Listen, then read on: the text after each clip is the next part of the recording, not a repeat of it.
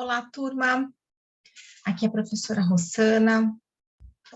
Estou aqui para mais uma aula ao vivo de introdução à economia. Hoje a gente vai falar sobre um assunto muito importante, que é a questão da hierarquia monetária. Vou compartilhar aqui um slide com vocês. Bom, eu trouxe hoje, como uma forma diferente aí para a nossa aula ao vivo, eu trouxe um artigo científico, né, que foi escrito por economistas da Unicamp, que fala sobre a hierarquia monetária e suas implicações para as taxas de câmbio e de juros e a política econômica dos países periféricos. Então, esse nosso tema de hoje, que eu falei, foi feita uma pesquisa pelos economistas da Unicamp. Acho importante a gente falar, assim, sobre o que são esses conceitos de países periféricos, né? São aqueles menos desenvolvidos, são aqueles considerados como países emergentes, né? O BRIC, por exemplo, que é Brasil, Rússia, Índia e China. Então, a gente vê que tem várias moedas que são nacionais que são distintas, né? Cada nação tem a sua moeda, né? Tem usos e status diferenciados, vamos dizer assim, na economia mundial, né? E geram aí padrões igualmente diferenciados na demanda por essas moedas, né? E nos fluxos de capitais que entram e saem desses países emissores. Então, esse artigo ele apresenta aí uma corrente teórica, um estudo, né, que se baseia numa hipótese de que essa diferença no posicionamento das moedas no SMI, ou seja, no Sistema Monetário Internacional, que é o que caracteriza a hierarquia monetária. O objetivo dessa nossa aula é a gente entender o comportamento diferenciado das taxas de juros e dos câmbios, né, dos países periféricos. Então, nós, brasileiros, né, Brasil, nós estamos incluídos do que, quando eu falar países periféricos, vocês pensem em nós, brasileiros, nós no Brasil, né, relacionando as características do Sistema Monetário Internacional, que é a sigla SMI, tá bom? Bom, então esse é o nosso objetivo, tá?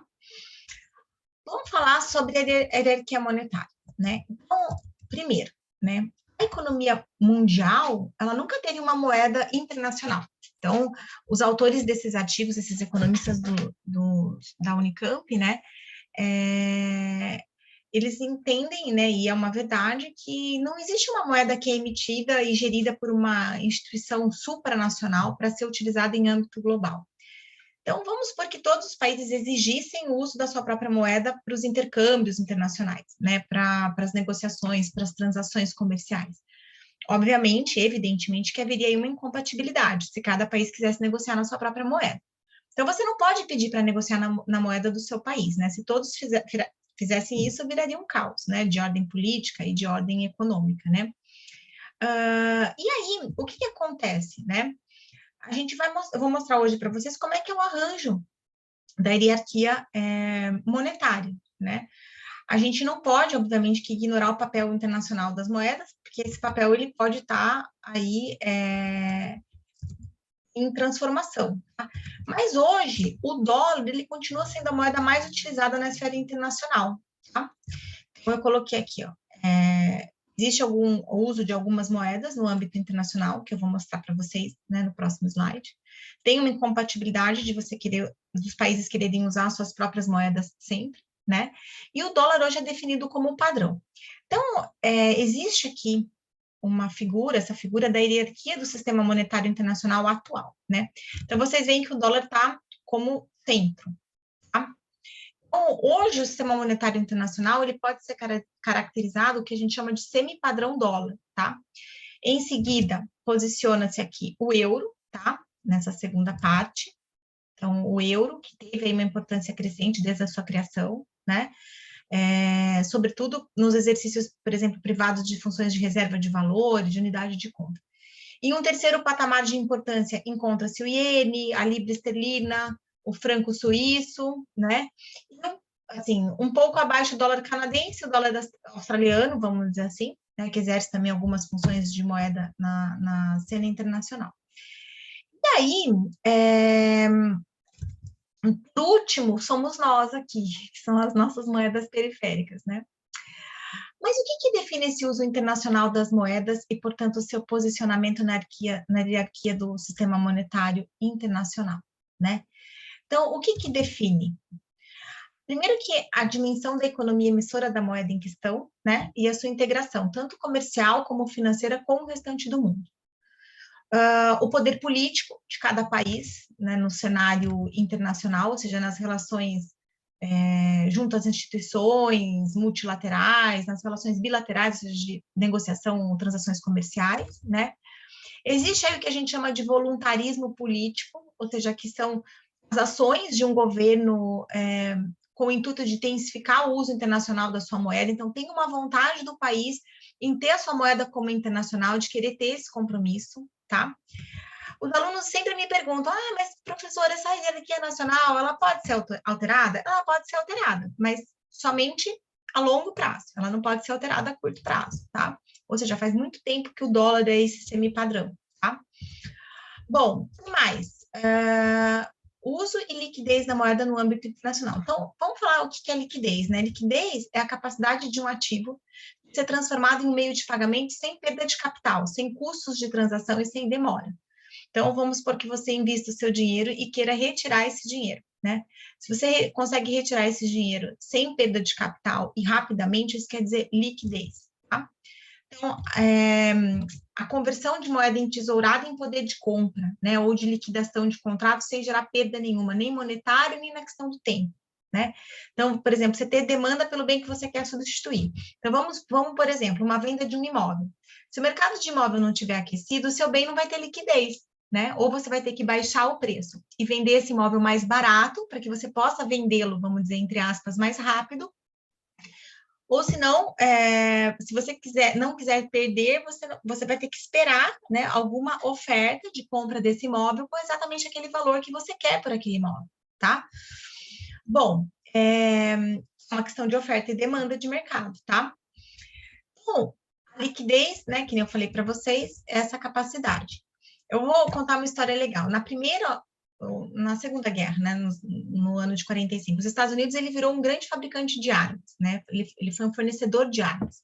E os países pagavam com ouro. E daí que os Estados Unidos começaram a acumular ouro e o dólar começou a ser uma moeda forte, porque eles tinham a maior reserva de ouro do mundo, tá? Isso também justifica até hoje o dólar ser esse padrão das transações dentro da hierarquia monetária, ele é a moeda internacional, né, de transação no mundo. Aí, como é que existiu o primeiro seguro do mundo, né? Então, lá nos países árabes, os negociantes, eles tinham que atravessar o deserto de camelo e demorava muito, demorava às vezes um mês. E toda a travessia morria um camelo. Então, a primeira cota de seguro foi feita pelo grupo que viajava, que separava uma reserva de capital no grupo para substituir o camelo do colega, que acabava perdendo o camelo, né? E aí, é aí que a gente vê, por exemplo, essa questão de você ter, por exemplo, o lastro do ouro nos Estados Unidos, né? E a questão da segurança, né? Do seguro que você vai ter sempre aquele recurso que você investiu, ele vai estar sempre disponível para você, né? Porque os Estados Unidos, ele recebeu muito ouro, então ele tinha todo o seu papel moeda emitido lastreado em ouro. E isso, na época, era muito importante, tá? Depois a gente vai ter outras aulas para mostrar hoje que essa questão do lastro não é mais uma questão que é considerada, que é levada em consideração, tá? Então, use liquidez da moeda no âmbito internacional. Então, vamos resgatar a teoria clássica da escolha de portfólio, né? O trade-off tradicional para a detenção de ativos, né? É aquele o quê? Entre liquidez e rendimento, né? Então, quando a gente pensa, por exemplo, nas moedas periféricas, que são as moedas do nosso país, por exemplo, eles não possuem a mesma liquidez das moedas centrais, né? Então, centrais que eu digo é dentro daquela bola do sistema monetário internacional, da hierarquia monetária. Então, o mesmo raciocínio é válido para os títulos, né? Obviamente determinado em cada uma dessas moedas, os títulos emitidos pelo governo desses países, né? Então, os agentes internacionais, as pessoas, os investidores internacionais, eles vão demandar das moedas periféricas, eles vão comprar títulos emitidos pelo governo brasileiro para buscar o quê? O que a gente chama de grandes rendimentos, que é o search for yield. Que você compra títulos brasileiros, por exemplo, que tem uma alta taxa de juros, porque você vai ter alto rendimento, né? Mas isso acontece, na maioria das vezes, em momentos de euforia dos ciclos de liquidez, né? Quando esses agentes, esses investidores internacionais, eles demonstram que a gente fala um grande apetite para risco. Tá? E aí, o que acontece, né? Essas moedas periféricas, ou seja, desses países emergentes, que não têm, assim, em âmbito internacional, a mesma liquidez das moedas centrais, eles são os primeiros ativos a serem abandonados, né? Nos momentos de crise. Então, por exemplo, tem uma crise grande. Vamos dar um exemplo esse ano é um ano de eleição, mas durante a pandemia, a taxa de juros brasileira ela chegou a quase 2%. Então, o que acontece com o investidor? Ele fala o seguinte, pô, se eu posso ganhar 2% na Suíça, né, que é um país onde a moeda, ela me gera mais segurança, mais liquidez, né? Para que eu vou ficar num país considerado periférico, país emergente, com uma moeda que dentro do sistema monetário internacional ele tem uma hierarquia fraca de transação, se eu não tenho o mesmo yield, né? Se eu não tenho a mesma rentabilidade. Então, existe o que a gente chama de fuga para a qualidade, né? Que é um comportamento de manada dos investidores. Então, quando que acontece esse comportamento de fuga dos investidores?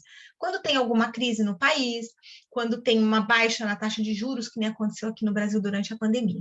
Então, nesses momentos, a demanda desses investidores internacionais por essas moedas periféricas, assim como pelos títulos emitidos por esses países, e quando eu falo são os títulos públicos emitidos pelo Banco Central, a gente vai ter também uma aula sobre isso, de moedas, né? De emissão de moeda pelo Banco Central, ele acaba, né? Então, o comportamento de manada dos investidores faz com que praticamente não haja mais demanda privada por essas moedas, porque o componente especulativo, né, que era preponderante no caso, num ambiente de incerteza é reduzido praticamente a zero.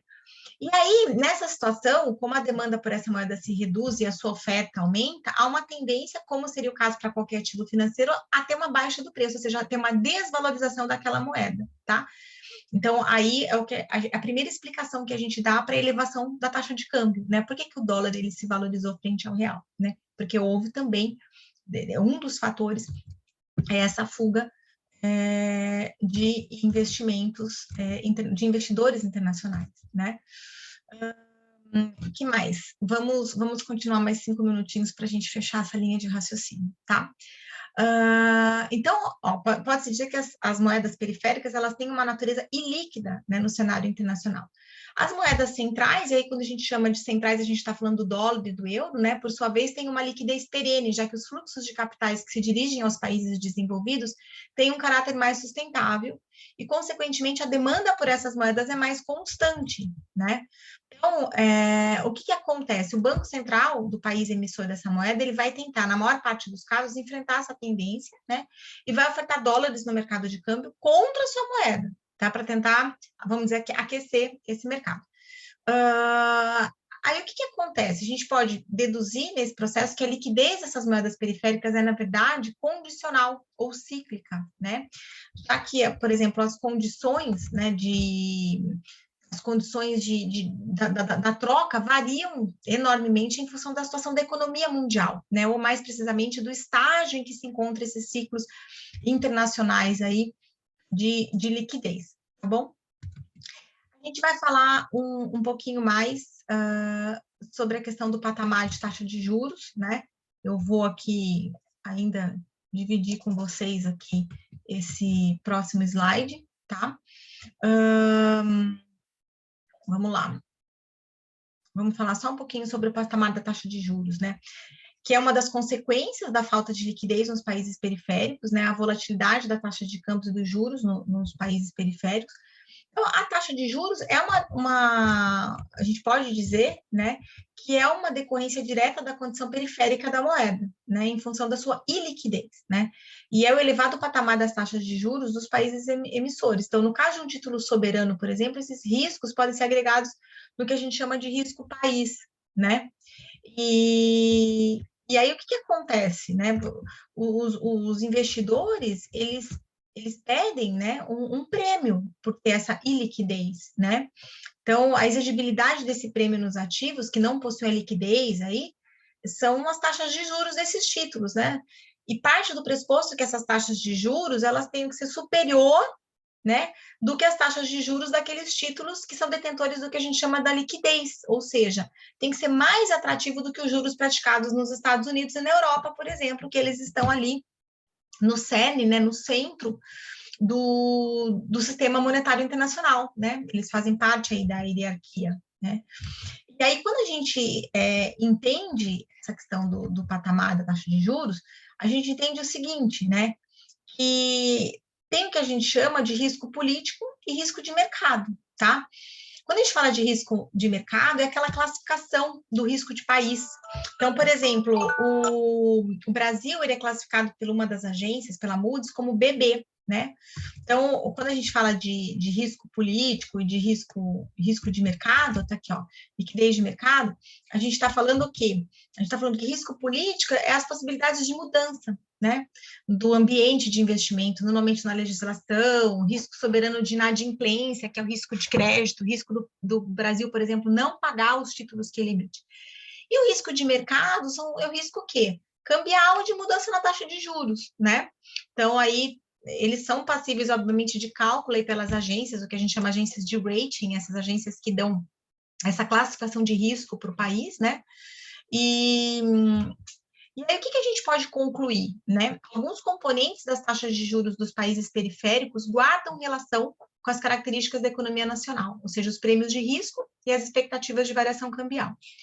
Os demais componentes estão atrelados à hierarquia do sistema monetário internacional e à preferência pela liquidez dos agentes internacionais, né? Não sendo passíveis de alteração por meio de políticas macroeconômicas ou de reforma de mercado, né? Mais uma outra conclusão importante a ressaltar é que a hierarquia monetária determina, na maioria das vezes, um patamar para as taxas de juros dos países periféricos mais elevado do que aquele, né, verificado nos países centrais, né? O elevado patamar das taxas de juros dos países emissores de moedas periféricas, né? Entretanto, não é a única consequência do caráter hierarquizado do sistema monetário internacional, né? Mas também o caráter ilíquido das moedas, ou seja, você não ter a liquidez, né? Faz com que as taxas de câmbio de juros dos países periféricos, que somos nós, apresentem aí uma tendência a grande volatilidade, né? E é isso, né? Eu acho que esse artigo mostra para a gente o quanto influencia dentro desse sistema monetário internacional, nós como países periféricos, né, a gente ser menos líquido, né, menos atrativo para os investidores internacionais quando a gente tem, por exemplo, uma taxa de juros mais baixa, né? Como é que causa esse efeito de manada, né? Bom, quando a gente fala de câmbio, eu quis trazer hoje para vocês essa questão da taxa de juros, a questão da hierarquia monetária, o intuito é compreender as causas e as relações com essa hierarquia do sistema monetário, né, internacional. Então, a premissa aí é que, por exemplo, a escolha de portfólio dos agentes, né, é baseada primordialmente no trade-off, ou seja, entre liquidez e rentabilidade, tá? Então, como as moedas periféricas, né, não possuem a liquidez, então eles são demandados por esses investidores estrangeiros unicamente pela rentabilidade que eles oferecem. Então, eles investem no Brasil porque paga mais, já que tem um risco maior, tá? Então, não tem uma demanda, o que a gente chama de demanda cativa por essas moedas e esses ativos no âmbito internacional. Então, eles são o que eu falei para vocês? Eles são cíclicos, eles são circunstanciais, tá? Então, o investimento externo, ele é sobretudo pela questão da rentabilidade oferecida, por uma lógica do investidor querer diversificar o portfólio, entendeu? Mas tem um caráter que é o que a gente chama de caráter especulativo, tá? E aí, os países periféricos ou emergentes que nós, a gente sofre mais intensamente esses efeitos de cada fase desses ciclos de liquidez, né? Em função do nosso histórico de instabilidade, de falta de informação suficiente sobre a economia, né? E a gente acentua cada vez mais essa variação cambial em momentos de instabilidade, né? Que é o que a gente está vivendo agora, por exemplo, né? Porque a gente tem, por exemplo, uma instabilidade e uma volatilidade dos fluxos de capitais, né, que saíram daqui do Brasil e voltaram para esses países centrais, né. Vamos falar um pouquinho sobre o que aconteceu na economia, nessa volatilidade, tá? Durante a pandemia, tá? Só para a gente finalizar, porque a gente tem pouquinho tempo agora. Então, o Brasil estava com uma taxa de 2%, agora o Brasil aumentou bastante a taxa de juros justamente para controlar a inflação e para ser mais atrativo para esses investidores internacionais, tá? E o investidor estrangeiro ele foi embora, porque ele tinha alto risco e pouco retorno frente ao sistema monetário internacional, né? Frente aos Estados Unidos e Europa. E aí, os R$600 de auxílio, o governo ele não tinha dinheiro em caixa para dar, ele emitiu título, ele emitiu dívida, né? Então, qual é o tamanho da dívida que o Brasil fez? Essa dúvida gera apreensão nesses investidores, né? Então, vamos dar como exemplo dos gastos dos hospitais, né, da carta branca que foi dada aos estados e municípios quando foi declarada a pandemia, dos contratos que foram reconhecidos como corruptos, e aí cresce o risco Brasil, deteriora o câmbio e os investidores internacionais eles saem. E se os juros subir? Se o juros subir, é uma probabilidade dos investidores trazerem dinheiro para o Brasil, e daí o que acontece com a nossa moeda, né, de oferta e demanda? A nossa moeda se valoriza frente ao dólar, tá? Então, é ruim para a nossa política monetária, porque se você aumenta os juros, você aumenta a nossa dívida lá na frente, né? Quanto mais, maior a dívida pública do país, mais você precisa rolar a dívida para pagar, né? Mais aumentar o parcelamento cada vez ficar mais caro, e aí começa é o que a gente chama da emissão do papel sem lastro e o valor da moeda cai, né? Então, por um lado, por isso que não é simples, né? Por um lado, você não pode subir os juros. Por outro lado, está aumentando a inflação, né? Aumentou muito a inflação quando o juros estava baixo, né? Também por causa do câmbio, né?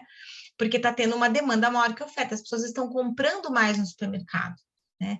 Com o próprio auxílio, o medo da pandemia, as pessoas acabaram comprando mais, estocando mais, né?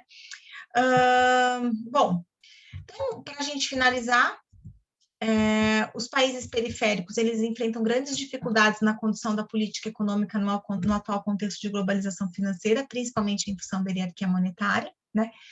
Existe a propensão a uma grande variabilidade das taxas de câmbio observada nos países periféricos, porém, em parte da volatilidade dos fluxos de capitais que se dirigem para esses países, tá? Bom, fizemos um overviewzinho aqui sobre taxa de juros e câmbio relacionado ao sistema monetário internacional e à hierarquia monetária. Qualquer dúvida que vocês tenham, entre em contato comigo pelo AVA. Até mais, um abraço, tchau, tchau.